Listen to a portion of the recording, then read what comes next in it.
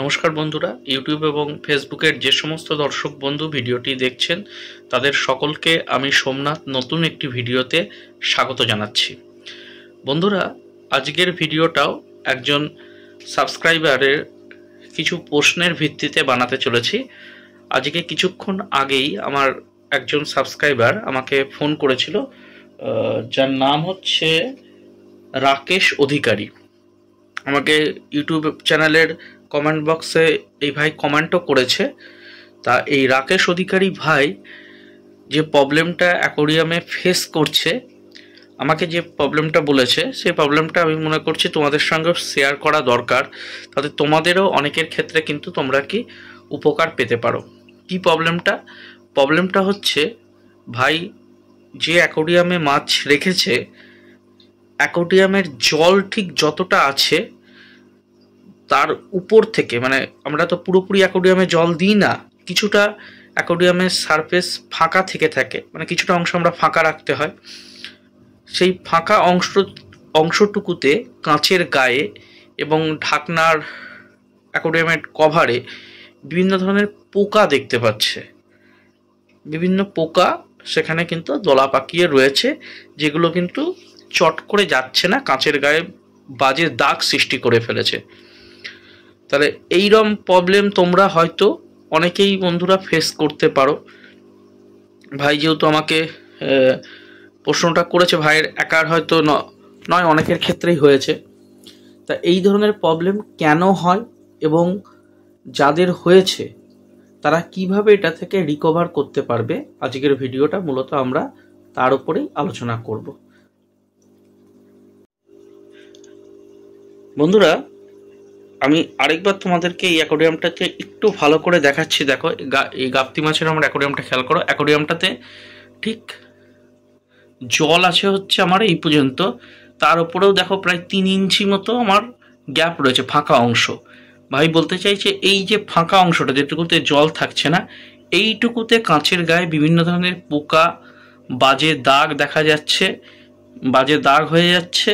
এবং যে দাগটা হয় সাধারণত আমাদের আয়রনের দাগ হয়, সাদা এই যে দেখতে পাচ্ছ লেয়ারের যে দাগটা, বা ওই গোল্ডফিশে আলো জ্বলছে এই অ্যাকোয়ারিয়ামটা দেখায়, এই যে আমরা দাগটা দেখতে পাচ্ছি, মূলত এটা আয়রনের দাগ হয়, যেটা ভালো করে পরিষ্কার করলে পরে ক্লিন হয়ে যায়। কিন্তু যেটা বলতে চাইছে যে পোকা লেগে যাচ্ছে, এর মূলত কারণ হচ্ছে বন্ধুরা, তোমরা যদি তোমাদের অ্যাকোয়ারিয়াম দীর্ঘদিন ধরে জল পরিষ্কার না করো এবং অপরিষ্কার অবস্থায় রেখে দিও। আমার অ্যাকোয়ারিয়াম দেখতে পাচ্ছ এখন একদম পুরো নিট অ্যান্ড ক্লিন অবস্থায় রয়েছে, পুরো পরিষ্কার। দেখো বন্ধুরা, সবকটা অ্যাকোয়ারিয়াম আমি গতকালকেই অ্যাকোয়ারিয়ামগুলোর জল বদলিয়েছি, তাই এতটা পরিষ্কার দেখতে পাচ্ছ। তোমাদের ক্ষেত্রেও কিন্তু অ্যাকোয়ারিয়ামের জল কিন্তু এরকম পরিষ্কার রাখা কিন্তু খুবই জরুরি। কি হয়, তোমরা যারা অ্যাকোয়ারিয়াম ডেকোরেশন করে রাখো, মানে পাথর দিয়ে বিভিন্ন মডেল, নানা রকম জিনিস তোমাদের অ্যাকোয়ারিয়ামে দেওয়া থাকে সৌন্দর্যের জন্য। এবার এই অ্যাকোয়ারিয়ামের যে পাথর থাকে, এই পাথরের তলায় কিন্তু ক্রমাগত মাছে যে পটি করছে, সেই পটিগুলো কিন্তু জমা হচ্ছে। তোমরা খাবার যেগুলো দিচ্ছ, খাবার যেটুকু মাছ খাচ্ছে না, উচ্ছিষ্ট খাবার, সেটা গিয়েও জমা হচ্ছে। এইভাবে কিন্তু তোমাদের অ্যাকোয়ারিয়ামে যে পাথর দেওয়া আছে তার তলায় কিন্তু নোংরাগুলো কিন্তু লেয়ার পড়তে থাকে। এবার আস্তে আস্তে এই লেয়ারটা কিন্তু, নোংরার লেয়ারটা, যেমন আমরা রাস্তাঘাটে নর্দমাতে দেখতে পাই, যেমন ভ্যাট জমে আর কি, কালো ভ্যাট আমরা দেখতে পারি।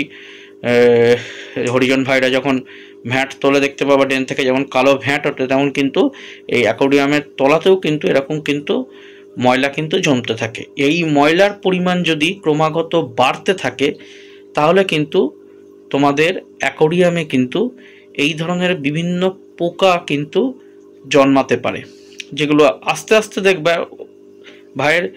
রাকেশ ভাইয়ের যেটা বলছে যে অ্যাকোয়ারিয়ামের কাঁচের ওপরে উঠেছে, মানে অলরেডি তার অ্যাকোয়ারিয়ামে, আমি জিজ্ঞেস করেছিলাম, বললো অ্যাকোয়ারিয়ামে পাথর দেওয়া রয়েছে, পাথরের নিচে কিন্তু এই ময়লা প্রচুর পরিমাণে কিন্তু বন্ধুরা হয়ে গিয়েছে। বেশি পরিমাণে নিচে হয়েছে বলে এগুলো আস্তে আস্তে কিন্তু এবার কাঁচের ওপরে কিন্তু উঠতে শুরু করেছে। তাই আমি আমার যে সমস্ত দর্শক বন্ধু রয়েছে, যারা আমার এই ভিডিওটি দেখছো, বা আমার চ্যানেলে ভিডিও ফলো করো, তাদের প্রত্যেককে বলবো তোমরা অন্তত গরমকালের ক্ষেত্রে 10 দিন পর পর বা 7 দিন বা 10 দিন পর পর, এবং শীতকালের ক্ষেত্রে অন্তত 15 দিন পর পর 30% করে, 25 থেকে 30% করে ওয়াটার চেঞ্জ অবশ্যই করবে। এবং এই যেটা করবে, এই ওয়াটার চেঞ্জটা নিচ থেকে সাইফন, মানে আমাদের যে অ্যাকোরিয়াম পরিষ্কার করার যে সাইফন পাইপ রয়েছে, সেই সাইফন পাইপ অ্যাকোরিয়ামের ভেতরে দিয়ে নিচ থেকে ময়লাগুলোকে কিন্তু প্রেস করে করে পাথরের তলা থেকে কিন্তু বার করবে, এই যে ভ্যান্টগুলো থাকে। তাহলে পরে কিন্তু যখন এই 30% করে তুমি ফ্রেশ ওয়াটার দেবে, এবং এই ময়লার যখনই তুমি সাইফন করবে, 100% কখনো পাথর দেওয়া থাকলে কিন্তু সাইফন পাইপ দিয়ে যায় না, কিন্তু মোটামুটি 60-70% ময়লা কিন্তু বেরিয়ে যায়। এই 60-70% ময়লা বেরিয়ে গেলেই কিন্তু তোমাদের এই ধরনের প্রবলেম কিন্তু হবে না। তোমরা পুরো অ্যাকোরিয়ামের জল চাইলে 6 মাসেও বদলাতে পারো, যদি তোমাদের ফিল্টারেশন ব্যবস্থা সেরকম ভালো থেকে থাকে। কিন্তু 30% ওয়াটার চেঞ্জ 1 সপ্তাহে, বা শীতকালের ক্ষেত্রে 15 দিনে 25 থেকে 30%, এটা কিন্তু সমস্ত অ্যাকোরিয়ামের ক্ষেত্রেই বাধ্যতামূলক। তাহলে বন্ধুরা এই জিনিসটা কিন্তু তোমরা মনে রেখে দিও। আমি রাকেশ ভাইকেও এই সেম কথাটাই অলরেডি বলেছি, তাও তোমাদের সকলের সুবিধার জন্য, যাতে অন্যরা এই প্রবলেম ফেস না করো, তার জন্য আবার ভিডিওটা বানাচ্ছি। আর রাকেশ ভাইকেও ধন্যবাদ জানাবো যে সে তার প্রবলেমটা আমাদের সাথে শেয়ার করেছে, যার জন্য আমি তোমাদের সাথে শেয়ার করতে পারছি।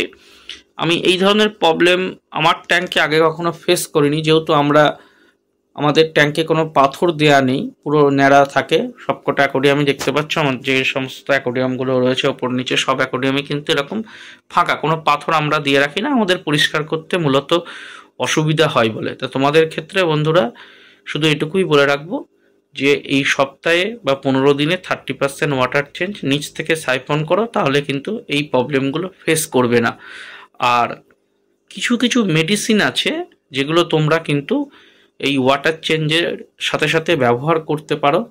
একটা হচ্ছে তোমার রিডলের জেনারেল এড, রিডল কোম্পানির জেনারেল এড, তোমরা গুগলের সার্চ করে নেবে। আমি এই মুহূর্তে বার করে দেখাতে পারছি না, এর আগে বহুবার তোমাদের চ্যানেলে দেখিয়েছি। রিডল জেনারেল এড একটা মেডিসিন। আরেকটা হচ্ছে তোমরা যারা কেনা জল দিচ্ছ কিংবা পৌরসভার ট্যাপ ওয়াটার দিচ্ছ, অ্যান্টি ক্লোরিন মেডিসিন, এই দুটো মেডিসিন তোমরা কিন্তু ব্যবহার করতে পারো। রিডল জেনারেল এড মেডিসিনটা তোমরা যদি ইউজ করো, সেক্ষেত্রে কি হয়, জলে এই সমস্ত বিভিন্ন ক্ষতিকারক ব্যাকটেরিয়া, বিভিন্ন ক্ষতিকারক জীব, এগুলো যেগুলো মাছের ক্ষতি করে, সেই সব জিনিসকে কিন্তু এরা পুরোপুরি কিন্তু নষ্ট করে দেয়। তা তোমরা এই দুটো মেডিসিন তোমাদের ঘরে কিন্তু রেখে দিও। তাহলে বন্ধুরা আজকের ভিডিওটি এইটুকুই আপডেট থাকলো, পরবর্তীতে আবার অন্য কোনো ভিডিও নিয়ে তোমাদের সাথে দেখা হবে।